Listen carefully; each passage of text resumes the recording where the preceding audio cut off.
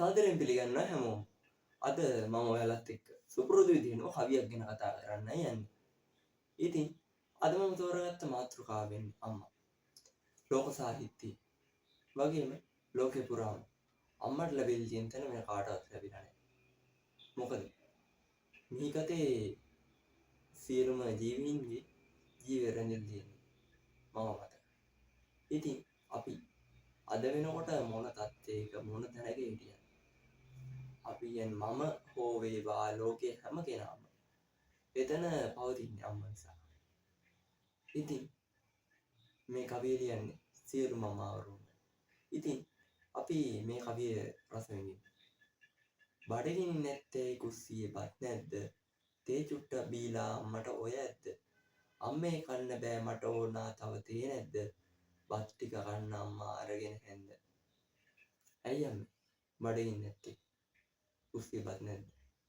ඔය තේ ටික බීලා අම්මට ඇද්ද? අම්මගේ බඩ පිරෙනවද? අම්මේ මට කන්න බෑ. මට තේ ටිකක් හදලා දෙන්න. තව තේ නැද්ද? ඔයා බත් ටික කන්න මට දැන් කොහොමත් කන්න බෑ මගේ බඩ විල්ලා තියෙන්නේ. ඔයා හැන්දරගෙන බත් ටික කන්න. ඉතින් මේ පුතාට තේරෙනවා සාමාන්‍යයෙන් හැම අම්ම කෙනෙක්ම මෙහෙමයි. තමන් බඩගින්න ඉඳලා හරි තමන්ගේ දරුවන්ගේ බඩ පුරවන්නයි උත්සාහ කරන්නේ. ඉතින් මේ පුතාට ඒක තේරුම් ගන්න පුළුවන් වෙන හින්දා පුතා කියනවා අම්මේ මට කන්න බෑ. ඔයා මේ බත් ටික කාලා මට පුළුවන් නම් තේ එකක් හදලා දෙන්න කියලා. ඉතින් අපි යන් ඊළඟ කවියට. දරපලලා අත තුවාල වෙලත් නෑ සද්ද. මම දැක්කා ඊයේත් කෑවේ අරගෙන හැන්ද. ආන්දරට ගියේ වෙලට වැටුණද පින්න. මම අරගෙන බෙහෙත් පෙති ටික අම්මා බොන්න. ඉතින් මෙයා කියනවා දරපල්ලා ඊයේ තුවාලයක් වෙලා කිසිම සද්ද බද්දයක් නැහැ. අමාරුවක් කිව්වේ නැහැ. බෙහෙත් දාගන්න ඕනේ කියලා කිව්වේ නැහැ. මම දැක්කේ උරට අමාරුව හින්දාම ඊයේත් හැන්දක් අරගෙන තමයි කෑවේ. ඉතින් ආන්දරම පලානෙලන්න වෙලට ගියේ ඒ වෙලාවේ පිණි වැටුන්නේ නැද්ද? ඉතින් මම අම්මට බෙහෙත් ටිකක් අරගෙන ආවා. අම්මේ සෝල තියෙන්නේ. අම්මට කිව්වේ මේ පුතා එහෙම කියනවා. ඊට පස්සේ දුප්පත් පොහොසත් පන්ති දෙකේ නැති වැද පවුල්වල වුණුත් දුකක් විඳි. පිටට නොපෙන්වා හිටිය සිනාසිසි බඩපලලා බැලුවොත් වේල් දෙකක් හිස් ඇති. මෙතන කතා කරන්නේ ධනපතියෝ. ඒ කියන්නේ හොඳටම සල්ලි තියෙන කට්ටිය හෝ වේවා දුප්පතුන් හෝ වේවා ඒ කට්ටිය නෙමෙයි. මධ්‍යම ප්‍රාන්තයේ පවුලක් ගැන. ඉතින් මධ්‍යම පන්තියේ ඉති සාමාන්‍ය බොහෝ දෙනෙක් කියනවා අවුලක් නෑනේ සාමාන්‍ය සල්ලි තියෙනවා හොඳ රැකියා කරන කට්ටිය එහෙමයි මෙහෙමයි කතා කියන්න පුළුවන්. ඒ වුණාට සාමාන්‍ය මැද පවුලක ඉන්න කට්ටිය අර පන්ති දෙකටම වඩා ගොඩක් යනවා. ඉහළින් වගේම පහළින්. ඇයි මැද යට ඉන්න කට්ටිය ගන්නවා. ඒ කට්ටියට නම් සල්ලි තියෙනවා මොන ප්‍රශ්නද අපිට තියෙන තරම් ප්‍රශ්න නෑ මේමයි. ධනපතියෝ බනිනවා. උන් දුප්පත් නෑ උන් දුප්පත් වගේ ඉන්නවා උන් සල්ලි තියෙනවා කියලා. ඉතින් මේක අපි සමාජයෙන් නිතරම දකින්න. ඉතින් මෙතෙන් සමාජලාට මධ්‍යම පන්තියේ පවුලක සමාජලාට ඒගොල්ලොන්ට සාමාන්‍ය මට්ටමක සල්ලි තියෙනවා වගේ පේනවා වාහනයක් තියෙනවා හොඳ ගෙයක් තියෙනවා. ඒ වුණාට සමාජලාට ඒගොල්ලෝ වේලක් තිරමා ගන්න බොහොම අමාරුවෙන් ඉන්න පුළුවන්. මොකද රටේ ආර්ථික තත්ත්වය ඒ වගේ ගොඩක් දේවල් එක්ක මිනිස්සු අසරණ වෙන වෙලාවල් තියෙනවා. සාමාන්‍ය වාහනයක් තියෙනවා කියන්නේ ඒ කට්ටියට සල්ලි තියෙනවා කියලාම නිගමනය කරන්න බෑ ඇත්තටම. මොකද ගොඩක් කටේ ෆිනෑන්ස් එකක් දාලා ණයක් කරගෙන වාහනයක් ලස්සනට අරගෙන සතුටින් ඉන්නේ. කියන අපි ජීවත් වෙන කාලේ හොඳට ජීවත් වෙන්න කැමති. ඒ කියන්නේ ඒගොල්ලොන්ට උතුරන් විසික් කරන්න සල්ලි තියෙනවා කියන එක නෙමෙයි. අන්න ඒ සමාජයේ තත්ත්වයට එක්ක මැද පන්තියේ මිනිස්සු තමයි හොඳටම තලින් සමහරලාට කිව්වට ඒගොල්ලෝ හොඳට ඉන්නවා කියලා.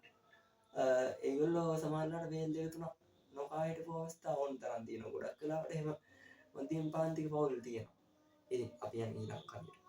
අප්පච්චි මලේ පොල් ගහකින් වැටිලා මට දැන් හුරුයි නිතරම පොල් කඩලා ඒත් හම්බෙනා මුදලම වියදම් කරලා ඇඳුමක් ඇඳන්නා වේට මට රැකියාවක් වෙලා. එයාගේ තාත්තා මියන්නේ පොල් ගහකින් වැටලා. ඉතින් ඒකට හේතුව අපිට තේරුම් ගන්න පුළුවන් ඒගොල්ලෝ ආර්ථික අපහසුවකින් ඉන්නවා කියලා. මොකද ආර්ථික අපහසුව නැත්නම් ඇත්තටම දුප්පත්කම හින්දා සාමාන්‍යයෙන් ගොඩක් කට්ටිය ඒ වගේ රැකියා කරන්නේ. ඉතින් එතකොට මටත් දැන් පුරුදුයි පොල් ගස් නැගලා පොල් කඩලා. ඒ කියන්නේ මෙයත් ගොඩක් වෙලාවට පොල් ගස් නැගලා පොල් කඩලා ඒ වගේ දේවල් කරනවා. ඉතින් ඊට පස්සේ ඒත් හම්බෙනවා මුළු මුතුන වියදම් කරලා මට හම්බෙච්ච ඔක්කොම සල්ලි ටික වියදම් කරලා මම ටවුන් එකට ආවේ රැකියාවක් කරන්න. එතකොට මට අනිවාර්යෙන් මාසෙකට හොඳ ආදායමක් හම්බ වෙනවා. එතකොට මට අම්මව සතුටින් තියන්න පුළුවන්. අන්න ඒක තමයි තරුණයා පරමාර්ථය වෙන්නේ. ඊට පස්සේ අන්තිම කවි පන්ති. රජයේ ලිපිකරුවෙකුව සිටියේ කී අප්පච්චි. රැකියාවෙන් එළවා දෙමොල් නොදී පඩිසල්ලි. පොල් කඩලා ලොකු කරේ අපේ අප්පච්චි. දැන් පවුලේ බර කරට ගන්න නෙමි මම හිච්චි. ඉතින් බලන්න ඒක. සාමාන්‍යයෙන් අපි මුලින්ම මේ කියවනේදී ඒගොල්ලෝ ගොඩාක් දුප්පත් පවුලක් වෙන්න පුළුවන්. ඒ වුණාට ඇත්තටම එහෙම ගන්න මේගොල්ලෝ මධ්‍ය ප්‍රාන්තික පවුලක් ඒක කවි පන්ති මැදදීත් පෙන්වලා දීලා තියෙනවා. ඉතින් මේ කියනවා අප්පච්චි රජයේ ලිපිකරුවෙක් හිටපු කෙනෙක්. ඒ කියන්නේ සාමාන්‍ය මුදලක් හම්බෙලා ඒ කියන්නේ ඒගොල්ලෝ ජීවත් වෙන්න තරම් හොඳ පඩියක් එක්ක ඒගොල්ලෝ සතුටින් ජීවත් වෙලා තියෙනවා. ඒ වුණාට එක මාසෙක මොකක් හරි පුංචි ප්‍රශ්නයකින් එයාව රැකියාවෙන් එළවලා දානවා පඩිසල්ලි වලට. ඒගොල්ලෝ ඉර වෙනවා. දැන් ගොඩ දෙනෙක් රජයේ රැකියාවක් කරන්නේ පෙන්ෂන් විශ්‍රාම වටුවක් බලාගෙන එතකොට රැකියාවෙන් අයින් වෙද්දී කර කීයක් හරි අතරේ කියලා හිතාගෙන ඒ වගේ ගොඩක් දේවල් මත තමයි ගොඩක් කට්ටිය රජයේ රැකියාවක් කරන්නේ. ඒ කියන්නේ අන්තිමට විශ්‍රාම සැලසුමක් කියලා දෙන්නේ ඒගොල්ලොන්ට ඒකෙන් හම්බෙන විශ්‍රාමයට විතරයි. දැන් පෞද්ගලික ආයතනවල සේවය කරන ගොඩ දෙනෙක් try කරනවා කීයක් හරි ඉතුරු කරගෙන ආයෝජනයක් කරලා මොකක් හරි කරලා අන්තිම කාලෙ වෙද්දී කීයක් හරි ඉතුරු කරගෙන සතුටින් ඉන්න.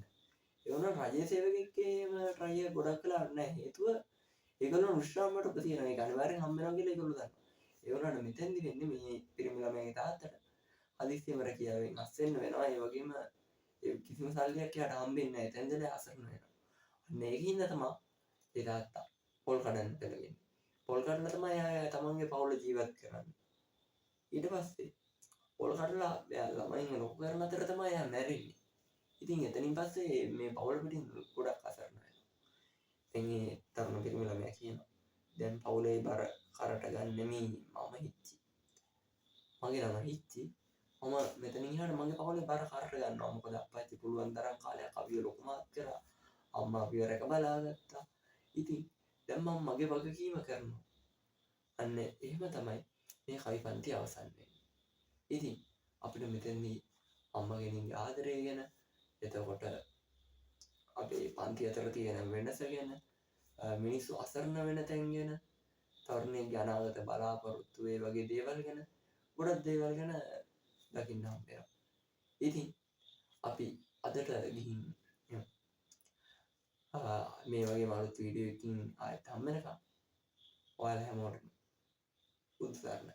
සුබ දවසක්. ජය වේවා.